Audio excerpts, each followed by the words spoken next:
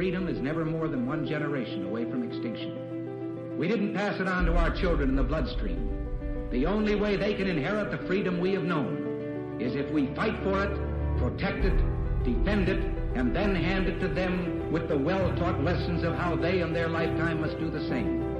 And if you and I don't do this, then you and I may well spend our sunset years telling our children and our children's children what it once was like in America when men were free. Welcome back, everyone, to Patriot Coalition Live. I'm Jason Morochek. Thanks for joining us today. Our goal is to create a timeless resource to teach about the U.S. Constitution and the proper role of government, the importance of America's Judeo-Christian heritage, and how to defend against threats to our republic. So before we get into today's episode, I wanted to talk to you about something that you can do today to begin rooting out one of the major sources of corruption in America. And that source of corruption is what we call the three-headed beast of mainstream media, big tech, and big business. Now, these mega corporations are actively undermining our liberties through censorship, canceling, and destroying livelihoods because, well, they don't like dissent and they don't like people who share truths which threaten their power. Now, as you know, earlier this year, Google, Apple, and Amazon Web Services all canceled Parler or stopped giving access to Parler. Social media platforms like Facebook and Twitter regularly suspend accounts when they don't like their posts. So why continue to send your hard-earned money to Amazon when they're canceling and censoring those who stand up for liberty, when you can spend your hard-earned money with freedom-loving companies who share your values and your principles? A company like conservativeeconomy.com. Now, conservativeeconomy.com has tons of companies to shop from with over 3,700 categories of products. So chances are you're going to find what you're looking for at conservativeeconomy.com. Now, if you own a business or if you shop at a business that you love and you think that that business would be a great fit at conservativeeconomy.com, go to our contact page and let us know. And finally, if you own a business, go to the Sell Here link at conservativeeconomy.com and tell us about your business. Again, that website is conservativeeconomy.com. Please check us out today. All right, so let's get into today's episode. Kind of a bittersweet episode. We have been talking a lot about Article 1 over the past several weeks. It's the longest article in the Constitution for good reason. A lot of really important authorities are given and restricted. So it takes a lot to go through. So today we are going to finish up. The title of today's episode is Article 1, Section 10, Limits to State Powers. So again, bittersweet, but we are going to finish out Article 1 today. And as a quick review, again, Article 1 is all about Congress. And even today, as we discuss Article 1, Section 10, which limits the powers of the states, it does so that the states do not cross into those authorities that Congress possesses, or in some cases simply extends the limitations that we talked about in Section 9. It extends those limitations to the states. All right. So let's start with Clause 1 of Article 1, Section 10. It says, quote, "No state shall enter into any treaty, alliance, or confederation, grant letters of marque and reprisal, coin money, emit bills of credit, make anything but gold and silver coin a tender in payment of debts, pass any bill of attainder, ex post facto law, or law impairing the obligation of contracts, or grant any title of nobility." Now, there's a lot of things in there that it says states cannot do. Now, some of them you probably recall, and they're familiar to you because we talked about them. There are also things that Congress was limited from doing. And we're going to talk about a couple of those in detail.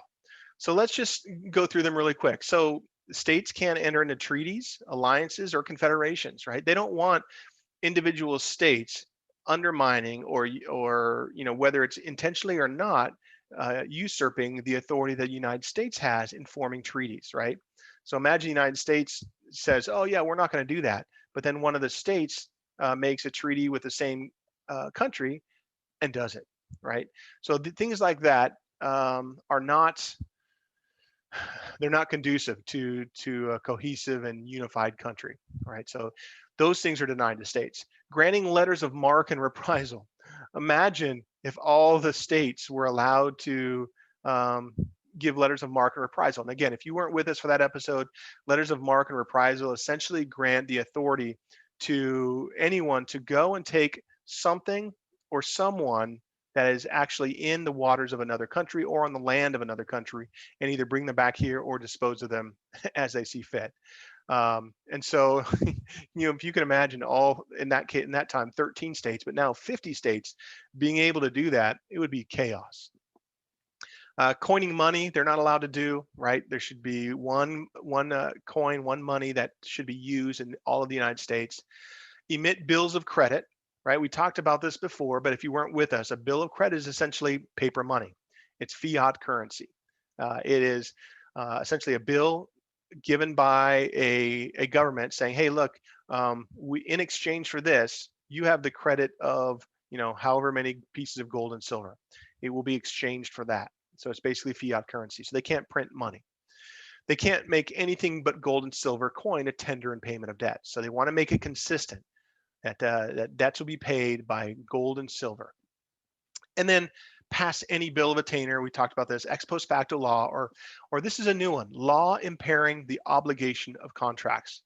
So this was important to them because before this constitutional convention and before the Constitution, there were several contracts, from people in one state with parties in another state. So if you can imagine, all of a sudden, let's say North Carolina decides, you know what, we are not going to be obligated to fulfill a contract that we have with another state, or we don't think that New York is dealing with us fairly, therefore any debts that are owed to New York are now null and void. So clearly we don't want states to be able to impair the obligation of contracts. And the final one was granting titles of nobility. So a lot of familiar things, a couple new ones. So let's talk a little bit more about the bills of credit, paper money. So at this time, and after the War of Independence, several states had large sums of paper currency in circulation. So instead of outlawing the existing paper currency, because people were still using it, you can't just take it away and say, oh, it's of no value and you can't use it anymore. So what they did was they said, okay, no more new bills of credit can be issued from a state. And so they expected that the old bills of credit would fall out of favor as soon as the new not as soon as, but soon after the new Constitution, and any new forms of money were created and used. Obviously gold and silver. They would the old bills of credit would fall out of favor, and they can or they would be destroyed or whatever. A lot of them they thought were destroyed in the War of Independence, but actually there was some speculation as well that there was a group of speculators who actually either bought up or sold trinkets, because at that time the continental was not worth a whole lot. And so what happens is they thought that a bunch of speculators sold a bunch of trinkets to get lots and lots of money in order to use that money once we were in a new government, and they would get paid back the face value of it, not just what it was devalued to. So they said, hey, what's the there's no harm in gathering up all this basically worthless paper in case, because they were speculators, it was actually going to be paid what was on the face value. Okay, so these variations in the value of paper money from one state to another made it extremely difficult to trade with citizens of that other state. You had probably 13 different exchange rates, and so stopping the emitting of bills of credit, stopping the printing of money by different states, kind of tamped down and got us away from all the problems that are associated with the paper money. And it's still a problem today, as many of you probably well know. And as I mentioned, there was the fear that those speculators were able to acquire that mass amount of continental dollars, which were completely depreciated at that time. And because the language in Article 6, Clause 1, and we'll talk about this later, but it says all debts contracted and engagements entered into before the adoption of this Constitution shall be as valid against the United States under this Constitution as under the Confederation. So in other words, any debts that you had, any engagements that you were entered into, those are going to be held to a strict standard, then they are still in effect with the new Constitution. That is one of the clauses in the Constitution that we'll talk about. So there was fear. This fear was well founded that some speculators were going to take a bunch of money once this was in effect and say, "Oh, good, here's a contract. Here's you said that this was worth this much gold and silver, even though it was totally devalued at that point. I'm going to now turn it in." And since the states could not pass a law impairing the obligation of contracts, like we just talked about, those speculators could make claims on the central government for the face value of those bills in gold and silver. And those, these payments would be made by the central government and would have to be paid through taxes. So the fear was pretty well founded based on what they had come up with in the Constitution. They wanted to make sure that somebody wasn't able to use it to their advantage. Okay, so let's talk about one other, a piece of this. And I came across this little nugget from Edmund Randolph, who was he was a delegate to the Constitutional Convention, and when he was talking in the Virginia Ratifying Convention, again, the Constitutional Convention is where they created the Constitution, and all 13 states had ratifying conventions where they said, okay, yes, we approve or disapprove. So in the Virginia Ratifying Convention, Edmund Randolph talks about why it is so important to have a specific law against bills of attainder. And so as a review, if you weren't with us for that episode, a bill of attainder is when a legislature specifically creates a law targeting individuals or groups of people by name and assigns their guilt and their punishment or their punishment in that law. So it completely bypasses the courts of justice. The courts don't have anything to say about it. Jury, their peers don't have anything to say about it. They're basically declaring by law that this person is guilty and what their punishment is going to be. So it was completely contrary to the laws of Republican government. It was repugnant to it. A lot of the people are like, why do we even have to say this? This is absolutely ridiculous. Well, this is when Edmund Randolph stood up in the Virginia Ratifying Convention, and he said this. And this is pretty striking to me, and it was to him, and that's why he said it. He said, quote, "There is one example of this violation," meaning the Bill of Attainder, "in Virginia, of a most striking and shocking nature, an example so horrid that if I conceived my country would passively permit a repetition of it, dear as it is to me, I would seek means of expatriating myself from it." Meaning, he said, I would deport myself. I would get out of this state if it happens again. He goes on to say this, quote, "A man who was then a citizen was deprived of his life thus," meaning in this way, "from a mere reliance on general reports. A gentleman in the House of Delegates," which is their House of Representatives in Virginia, "informed the House that a certain man named Josiah Phillips had committed several crimes and was running at large, perpetrating other crimes." So this delegate in the House of Delegates basically said, Josiah Phillips is doing all these things. He's committed all these crimes and he's still doing them. So it was just his say so. He goes on to say this, quote, "He therefore," meaning the delegate, "he therefore moved for leave to attaint him," meaning to pass a bill of attainder. "He obtained that leave instantly," meaning the House of Delegates passed it. "No sooner did he obtain it than he drew from his pocket a bill ready for that effect. It was read 3 times in one day and carried to the Senate. I will not say that it passed the same day through the Senate, but he was attainted very speedily and precipitatedly, without any proof better than vague reports, without being confronted by his accusers and witnesses, without the privilege of calling for evidence in his behalf. He was sentenced to death and was afterwards actually executed. Was this arbitrary deprivation of life the dearest gift of God to man, consistent with the genius of a republican government? Is this compatible with the spirit of freedom?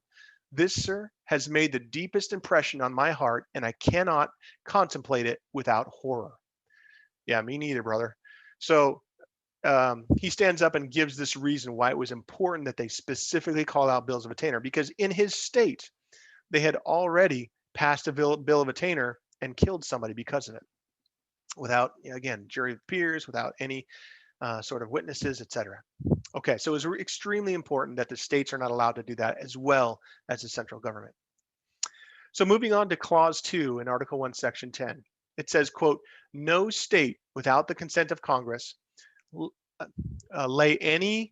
no state shall, without the consent of Congress, lay any imposts or duties on imports or exports, except what may be absolutely necessary for executing its inspection laws, and the net produce of all duties and imposts laid by any state on imports or exports shall be for the use of the Treasury of the United States, and all such laws shall be subject to the revision and control of the Congress.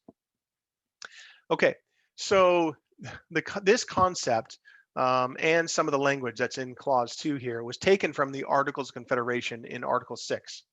And in that document, it says, quote, no state shall lay any imposts or duties which may interfere with any stipulations in treaties entered into by the United States in Congress assembled, with any king, prince, or state in pursuance of any treaties already proposed by Congress to the courts of France and Spain. Okay, so it took some of the language from that. And as you can see, part of the intent here was not to frustrate or disrupt treaties that the US had with other countries, right? So we didn't want to start to lay duties or imposts or exports on some countries when the United States is maybe negotiating something else. Okay, so that was part of the intent. The exception that they talked about, though, was that it was introduced into Virginia, right? The exception was except what may be absolutely necessary for executing its inspection laws, meaning the state's inspection laws. And the reason that they allowed that exception was because Virginia came to the convention and they introduced this proposal because they had their tobacco drying and storage issues there in Virginia. So Rufus King actually, he's from Massachusetts, but he talks to the ratifying convention in Massachusetts to describe why this was brought up. He said, quote, the document says, Mr. King, in speaking on the inspection laws, said this was introduced to account of the state of Virginia, where it is the custom to lodge the tobacco in public warehouses for inspection and for safety, that the owner receives a certificate from the inspecting officer of the quantity of tobacco lodged there, that the state insures it while it's there remaining from fire or other accidents, that these certificates pass from one to another as bank bills, essentially. They have a store of value in that certificate. He goes on to say, quote, and that the tobacco is delivered to the person who demands it on presenting the certificate, that on receiving it, he pays the charge of inspection and storage and a premium of insurance, which goes into the public treasury and amounts to a duty on exportation. So Rufus King is essentially giving the explanation for why this was introduced. It was important to folks from Virginia because the way that they did their business is they essentially have a tax on exports because they have to pay for the storage, the insurance in case there's a fire, it burns all the tobacco. So they need these things in order to conduct their business in the tobacco industry. So that's why the exception was introduced. Now, there are also a series of authorities and restrictions, that we've talked about in all of Article 1. And sometimes they seem to overlap and conflict with each other. And so I'm gonna walk through some of these because we've heard the duties and taxes and imposts and excises, and we've heard that a lot. And so I'm gonna just kind of break it down for us a little bit. Now, here's what I mean by that. In Article 1, Section 1, in the very first clause, the Constitution grants authority to Congress to quote, lay and collect taxes, duties, imposts, and excises. So Congress has that authority. Then in Article 1, Section 9, in Clause 5, the power to lay taxes or duties on articles exported from any state is denied to Congress. And then finally, in this Clause 2 of Article 1, Section 10, the Constitution denies states the authority, saying that no state shall, without the consent of Congress, lay any imposts or duties on imports or exports, except what may be absolutely necessary for executing in inspection laws. So there's a lot of words in here that are thrown around in several different clauses. Now, it's important to remember that the Constitution was not defining law for the states. They already had laws, and they were not starting from scratch like the central government was. They've been around for a long time. So they still retained any authority that existed previously that they did not agree to limit in the Constitution, including raising revenue. So they had their ways to raise revenue, and they still can do that with the exceptions of what's in the Constitution. And we're going to talk a little bit more about that when we get to the 10th Amendment. So what does all this mean? All these seemingly conflicting or overlapping clauses. So Congress can lay and collect taxes, duties, imposts, and excises, but not on exports. However, states can still tax exports, but only with congressional approval, and also the caveat that any revenue that exceeds their costs of the inspection shall be sent to the U.S. Treasury. So hopefully that makes a little bit more sense. Okay, and then we get into the final clause of Article 1, Section 10, and final clause of Article 1.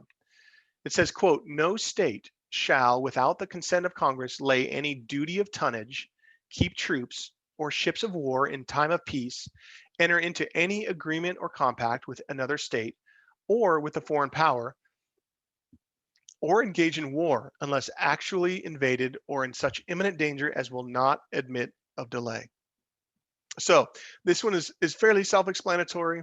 So states can't lay any duty of tonnage. So what does that mean?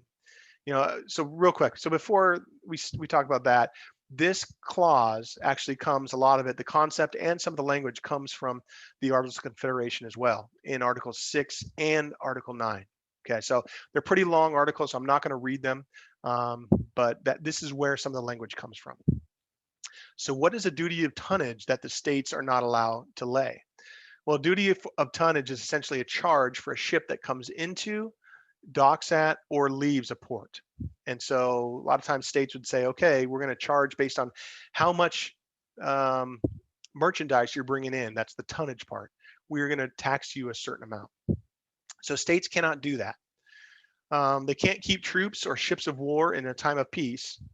And they can't enter into any agreement or compact with another state. So it's interesting that we make that note that unless Congress says they can, states are not allowed to come to agreement with each other or any sort of compact. And so this is intended to prevent factions of states, which might lead to some form of disunity. Okay. And then, of course, it says that states may, if the need arises, engage in warfare. If they're invaded or if they're in imminent danger that does not allow the time that it would take to get approval from Congress. And so this is really, honestly, a no-brainer. We all retain that right. We don't have to get a Mother Maya from anybody to defend ourselves. And the states, are no exception to that. Okay, so that covers it for Article 1, Section 10, Clause 3. In summary, these are the things that the states are not allowed to do. It limits the state's powers in certain ways so that they do not conflict with those of the United States. And these are called out. And we walked through all of them. There's quite a few of them, so I'm not going to summarize every single one. But they can't do a lot of the things that the United States can't do. Pass bills of attainder, ex post facto laws. They can't all of a sudden say contracts are no longer. They can't just start declaring war on other countries. They can't tax countries specifically from their state.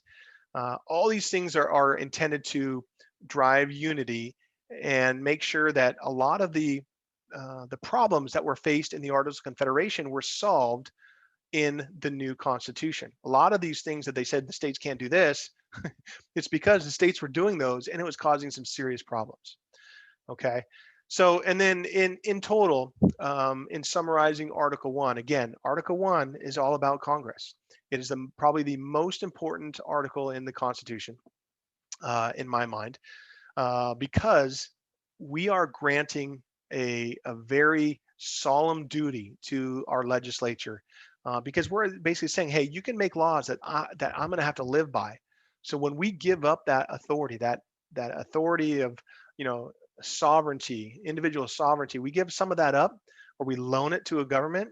We better make sure that we're limiting that. We better make sure that we know exactly what we are and are not allowing them to do to us, right? So, and that's what Article 1 is all about. So it defines the framework in which Congress can operate and the relationship between Congress and the states, what the states can and cannot do, and what Congress can and cannot do.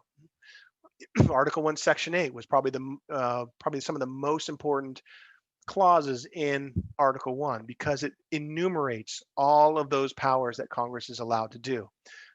And I will just remind you that anytime you hear, you know, a bill is being passed to do this, think back in your mind, oh, Article 1, Section 8, are they allowed to do that?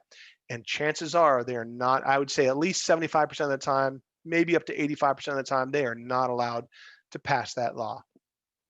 So it's something that's important for you to understand, because how, again, are we going to hold our elected officials accountable if we don't know what they're supposed to be doing?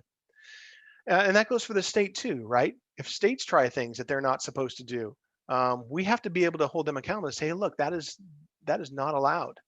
So it's important that we review this, important that we understand it, and you know, hopefully this has given you a good sense of Article 1. Okay, so if you would like to help support us, please go to patriotcoalitionlive.com/support and send us your love. Your support is a big help to us. If you're not already a regular subscriber, please subscribe wherever you get your podcasts, places like iHeartRadio and Spotify. And we will see you again here next week. Take care.